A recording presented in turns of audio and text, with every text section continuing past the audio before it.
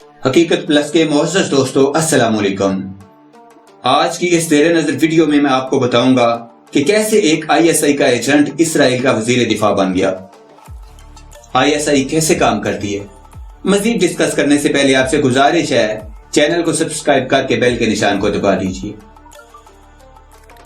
جب بریگیڈیئر امتیاز اور میجر عامر ISI میں ہوتے تھے اس وقت کا ایک واقعہ ہے۔ ایک اسرائیلی جو بہت ہی کامیاب جاسوس تھا اور بہت سے ملکوں میں کامیاب جاسوسی کر چکا تھا، بحث مباحثہ کے بعد اس نے یہ چیلنج قبول کر لیا کہ وہ پاکستان جائے گا اور ایک ہفتے میں اپنا کام مکمل کر کے واپس آئے گا۔ وہ زید احمد ایک عربی بزنس مین کے روپ میں براستہ دبئی پاکستان پہنچا اور اپنے کام میں مصروف ہو گیا۔ جب وہ پاکستان آنے لگا تو اسرائیلی وزیر اعظم نے اپنی کابینہ کا ہنگامی اجلاس طلب کیا اور ڈسکس کے بعد طے پایا کہ جاسوس کو اس کی مطلوبہ رقم اس کے اکاؤنٹ میں ڈال دی جائے۔ اسرائیل کے کام کو مگر انتہائی تجربہ کار وزیر دفاع نے وزیر خزانہ سے ملاقات کر کے مطلوبہ گرانٹ کے لیے کہا۔ اسرائیلی وزیر دفاع کو اپنے اس جاسوس پہ بڑا ناز تھا اور وہ خوشی خوشی اس کی تیاریوں میں لگ گیا۔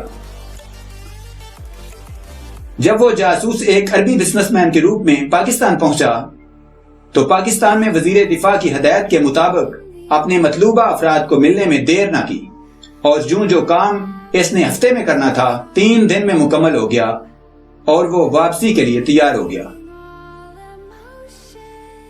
دن 1:30 پہ وہ لاہور ایئرپورٹ پہ داخل ہوا، اپنی کاغذی کاروائی مکمل کر کے کسی کو فون پر کہا مبارک ہو، میں کامیاب ہو گیا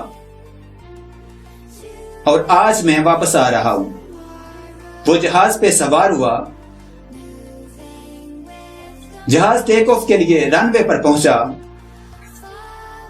جب رن وے پہ اڑان بھرنے کے لیے سیدھا ہوا تو اچانک سے جہاز رک گیا اور یہ جہاز بوجہ خرابی پرواز کے لیے 1 گھنٹے کی تاخیر ہو گئی۔ ادھر روس منزلوں کا مسافر اسرائیل سے نکلا، بہت سے دفاعی راز ساتھ لیے اور سیدھا براستہ دبئی پاکستان پہنچ گیا۔ ایک طیارہ لاہور ایئرپورٹ پر اترا، اس میں سے جہاز کو ٹھیک کرنے والا ایک مکینک اترا۔ وہ سیدھا جا کے خراب جہاز کی سیٹ نمبر 4 پر بیٹھے اسرائیلی کو اٹھایا اور پوچھا مجھے جانتے ہو مسٹر ڈیوڈ؟ اس نے کہا تم؟ اس نے کہا ہاں میں وہی ہوں جو اسرائیل میں تیرا اور اسرائیل کا وزیر دفاع تھا، لیکن اصل میں میرا تعلق ISI سے ہے۔